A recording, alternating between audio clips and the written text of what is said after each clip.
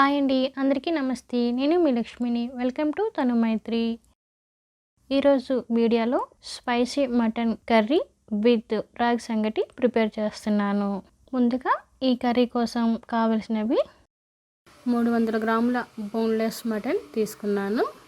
సన్నగా కట్ చేసుకున్న medium size onions 2 తీసుకొని స్టవ్ వెలిగించుకొని పాన్ పెట్టి 1 స్పూన్ ఆయిల్ వేసి ఈ ఆనియన్స్ని లైట్గా గోల్డెన్ కలర్ వచ్చే వరకు ఫ్రై చేసుకోవాలి. వీటిని ప్లేట్లో వేసుకొని ఇప్పుడు మసాలా కోసం కావలసినవి కొద్దిగా ఎండు కొబ్బరి, ఇలాచి 2, లవంగాలు 5, దాల్చిన చెక్క 1. ముందుగా మనం ఫ్రై చేసుకున్న ఈ ఆనియన్స్ ఉన్నది కదా, అదే పాన్లో వీటిని డ్రై రోస్ట్ చేసుకోవాలి. ఇలా చేసుకొని వీటిని కూడా ఒక ప్లేట్లో వేసుకోవాలి.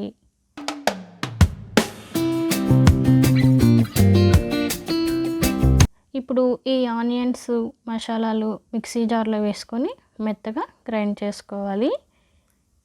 చూడండి, ఈ విధంగా మెత్తగా మనకి ఉండాలి. ఇప్పుడు స్టవ్ వెలిగించి కుక్కర్ పెట్టుకొని కొద్దిగా ఆయిల్ వేసుకోవాలి. ఈ ఆయిల్ వేడైన తర్వాత 1 కట్ చేసుకున్న ఆనియన్, పచ్చిమిర్చి ఒక 3, వీటిని కొద్దిగా ఫ్రై చేసుకోవాలి. అలాగే ఇవి కొద్దిగా వేగిన తర్వాత 1 టమాటా ముక్కలుగా కట్ చేసుకొని వీటిని కూడా ఫ్రై చేసుకోవాలి. 1 నిమిషం తర్వాత మనం ముందుగా ప్రిపేర్ చేసుకున్న ఈ ఆనియన్ పేస్ట్ వేసి పచ్చివాసన పోయే వరకు వేగించుకోవాలి. ఇలా ఫ్రై అయింది కదా, ఇప్పుడు 1 స్పూన్ అల్లం వెల్లుల్లి పేస్ట్ వేసి బాగా ఫ్రై చేసుకోవాలి.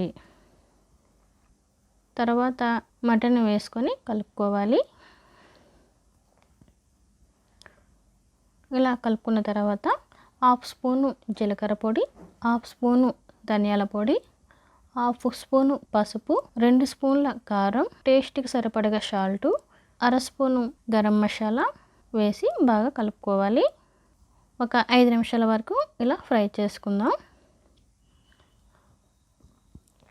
తర్వాత 2 స్పూన్ల పెరుగు వేసి బాగా కలుపుకోవాలి. 1 గ్లాసు వాటర్ వేసుకొని 4 to 5 విజిల్స్ వచ్చే వరకు ప్రెషర్ పెట్టుకోవాలి. మనకి మటన్ పెట్టి విజిల్స్ అనేవి పెట్టుకోవాలండి. అది లేతగా ఉన్నదైతే 4 to 6 విజిల్స్, అలాగే కొంచెం ముదిరిందైతే 7 నుంచి 8 వరకు పెట్టుకోవచ్చు. ఇప్పుడు మనకి విజిల్స్ వచ్చాయి కదా, స్టవ్ ఆఫ్ చేసుకుందాం. చూడండి, మటన్ కర్రీ అనేది మనకి రెడీ అయింది కదా. చూసారు కదా, చాలా మెత్తగా ఉడికింది.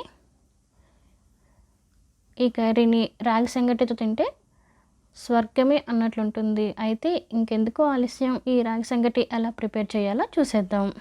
దీనికోసం కావలసినవి ముందుగా 1 గ్లాస్ రైస్ని బాగా కడుక్కోవాలి. తర్వాత ఈ రైస్ని 1 అవర్ వాటర్లో నానబెట్టుకోవాలి. ఈ రాగి సంగటికి ఒక్క బిర్యానీ రైస్ తప్ప ఏ రైస్ అయినా తీసుకోవచ్చు, రేషన్ బియ్యం అయినా వాడవచ్చు. ఇలా 1 గంట నానిన తర్వాత ఈ 1 గ్లాస్ రైస్కి 7 గ్లాసుల వాటర్ వేసుకొని స్టవ్ మీద పెట్టుకొని కొద్దిగా సాల్ట్ వేసి ఉడికించుకోవాలి. ఇలా ఉడుకుతుంది కదా, మధ్య మధ్యలో కలుపుతూ ఉడికించుకోవాలి.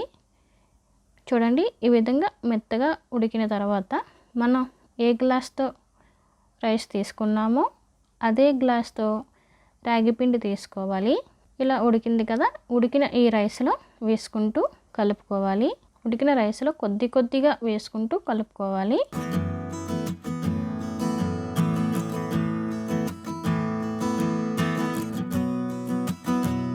తర్వాత 1 నిమిషం మూత పెట్టుకోవాలి.